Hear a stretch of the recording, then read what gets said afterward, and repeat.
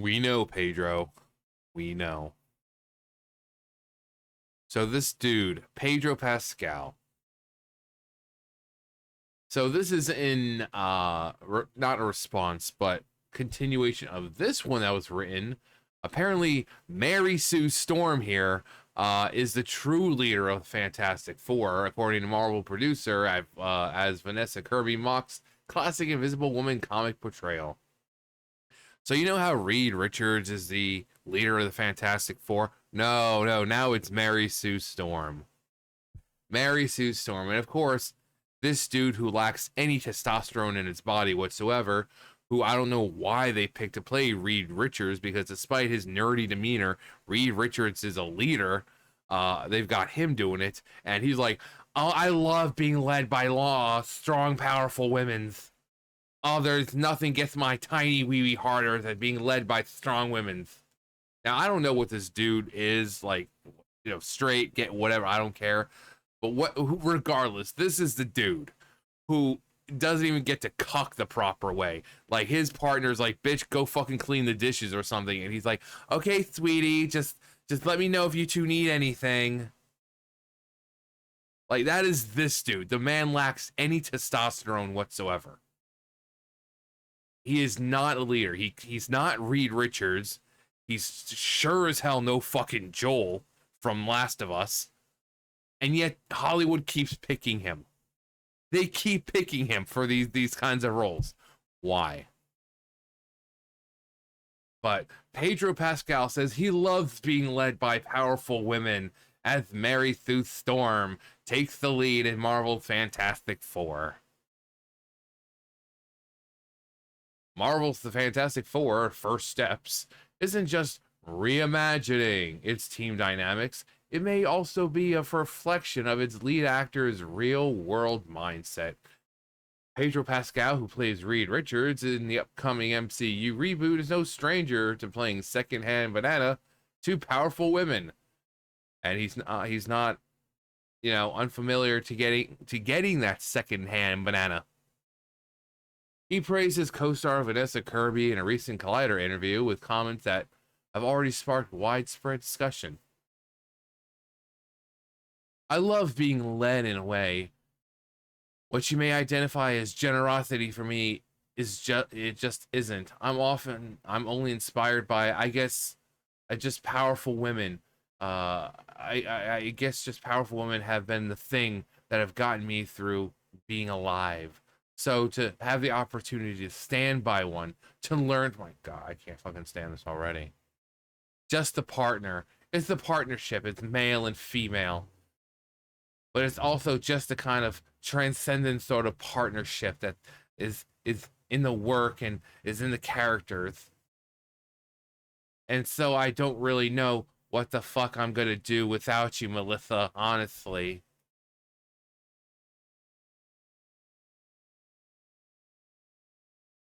I've never had a male counterpart who's been so utterly equal and supportive of the relationship, but also the female character opposite him.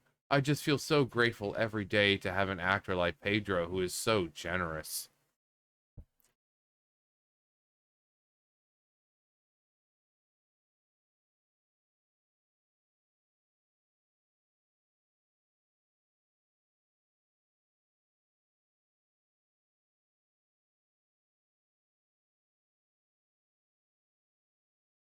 Why? Like, again, Reed is always he's like nerdy, he's kind of absent-minded sometimes, but he's like the Fred of the group. He doesn't look like he would be, but he is the leader. Fred from Scooby-Doo. You don't think that he's coming up with the plans, or he's not as brave as he should, but he is. But nope, make way for Mary Sue Storm, because she's got to keep the men in place, just as anyone has to do these days, right? Because that's what it's all about in modern day, keeping men in line. This conversation adds fuel to an already blazing fire started by Johnny Storm, surrounding Marvel's creative direction with First Steps producer Grant Curtis recently stated that Mary Sue Storm, not Reed Richards, is the true center of Fantastic Four. Of course, because of the 4 people you have to choose from, 3 of them being male, one of them being, oh yeah, of course it's the female. Of course. If you do go back through the comics, you realize that Sue Storm is arguably the leader of the Fantastic Four, because without Mary Sue Storm, everything falls apart. Kirby herself emphasized that Mary Sue Storm won't be portrayed as a won't be portrayed as a boss bitch or a caricature, but rather a genuine feminine soulfulness.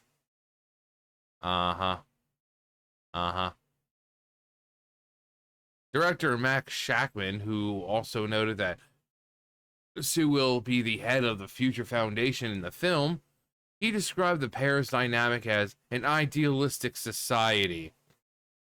If he is not the most scientifically intelligent person, then she is. Oh, if he is the most scientifically intelligent person, then she is the most emotionally intelligent person on the planet. Because that's what we need when we're trying to save the world. Emotions. For Pascal, this sort of character arrangement is far from new. Fans from The Mandalorian remember the shift in Season 3 when the focus largely moved from Pascal's Din Djarin to Katie Sackhoff's Bo-Katan Kryze. Din not only relinquished the Darksaber to her, but outright pledged loyalty and servitude in a story pivot that some viewers found abrupt. Likewise, in HBO's The Last of Us, Pedro's Joel is emotionally battered by nearly every major female character in the series, from Tess to Ellie to his therapist in the second season.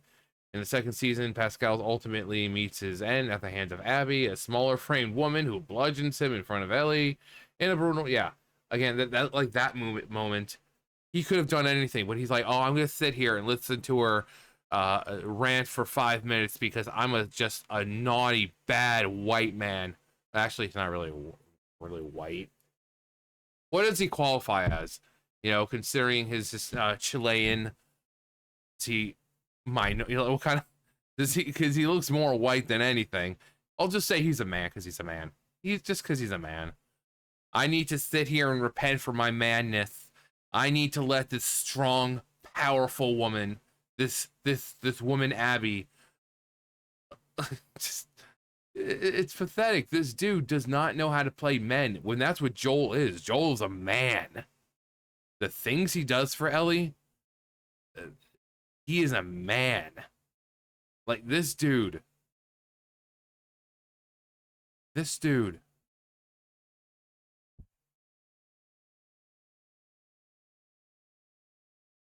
While Pascal's deference to character to powerful women may align with his acting philosophy, it has raised questions among some fans about what this means for a traditionally authoritative role of Reed Richards in the Fantastic Four lore. Well, we always have the old ones to go back to. Reed has long been depicted as the leader of the group. He's Mr. Fantastic. It's right there in the name. Reed's role is that of an aloof genius responsible for guiding the team. Shifting the role to Mary Sue Storm goes beyond a simple narrative update. It's a deliberate reversal for the characters. Again, of anyone who could be the leader. You know, you have 3 women, 3 men, 1 woman, and of course they decide to go with the woman. Because that's what it's about these days. And there's nothing wrong with a female leader. It's just, in Hollywood, come on. The pandering is strong with this one. May also shed light on why another actor reportedly passed on the role. Yeah, this dude. That's freaking Pedro Pascal right there. Again, this is the guy who's like, okay, honey, just let me know if you two need anything. I left some extra condoms in the drawer. Like, that's this dude right here. Adam Driver, who was in talks to play Reed Richards, which would have been interesting, walked away from the project. While he never offered any reason, it was reported that he couldn't emotionally connect with the script or the character. While unconfirmed, some now speculate that Marvel's approach to Reed as a passive or secondary figure may have clashed with Driver's interpretation of the role. Because again, Reed is the leader. He's the leader. He's the Fred of the group. You know? While yes, he may be aloof and absent-minded sometimes, he's the leader. When it comes to actual planning and the major stuff, he is the leader. Like, that's how it is. Not saying that Sue isn't a strong character, but we're talking about who the leader of the group is. Like any group of characters, you know, oh, that's the leader. It's like Dragon Ball Z, you know, Goku is the leader of that group. You know, the Z Fighters. You know, for the Fantastic Four or like the Justice League. You know who the leader is. So every group has its leader. For the Fantastic Four, that's Reed. But no. I mean, honestly, do you want this guy as the leader? Come on. Come on.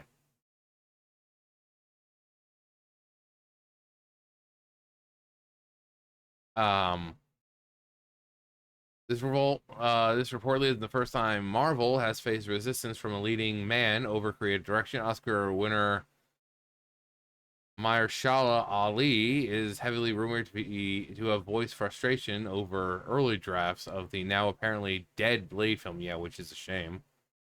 Which is a shame because it would have been great to see Blade after how many years?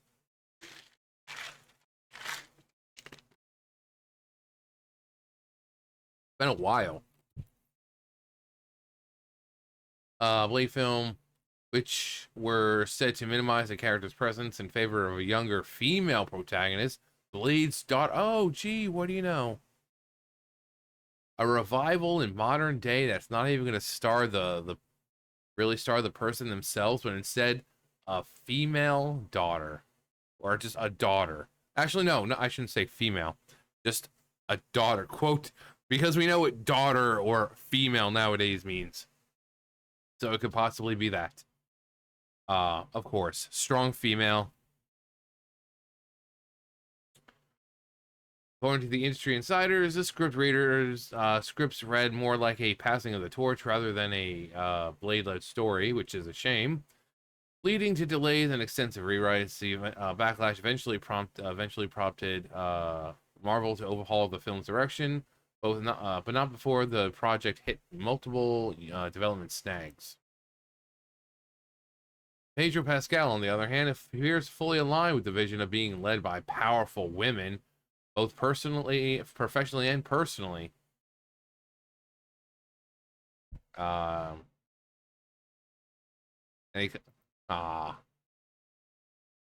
Pedro Pascal is terrible. Is terrible casting for Reed Richards, but perfect casting in a cuckold. Again, like not even. It's like, bitch, I want you to go do this. And he's like, okay, just let me know if you two need anything in here. Like, now, would it be the same if Pedro Pascal wasn't Reed Richards? Would they still be emasculating him? Because it seems like if the rumors are true and Adam Driver was in line to play Reed, it seems like it was still going to go down that route of Sue being the leader of the group. So it seems like that was just the direction that they want to go. Because modern day, we need to emasculate as many men as possible. We need men to know who's really in charge. If that was the case, Sue Storm would be played by a biological man pretending to be a woman. Because as we know, trans females rule the world right now. They dominate everything. Beauty pageants, sports, winning woman of the year. So Sue Storm would be played by a trans man or a trans woman. If he really wanted a strong leader. But modern day, you got to emasculate men. Put them in their place. Let them know who's in charge.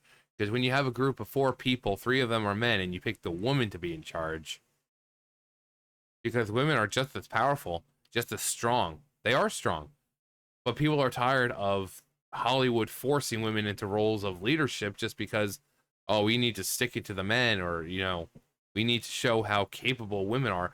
And then the worst part is they do the exact opposite. The characters are so poorly written that they don't look like they know what they're doing half the time. And that's not the actor's fault. That's the fucking writer's fault. They put these characters into positions of power. They're like, oh, well, let's make Sue Storm the main, the leader of the group. But then people are still having to save her because she's not knowing what to do or something. It's a tale as old as time. You want to put a woman in a position of power in a movie or a game or whatever, but then your writing is so fucking terrible. But I mean, again, would it have been maybe different with someone else, someone who might have voiced their concern? It looked like Adam Driver just was like, no. I doubt he voiced his concern or anything.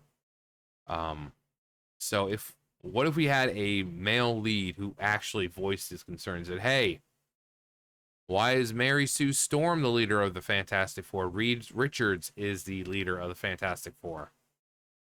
Could someone have gotten it changed? Or was this always the plan? But Pedro Pascal loves being led by powerful women. We know, Pedro. We know. Anyway, that's going to do for me. You guys know the drill. I'll see you guys later. Bye, guys.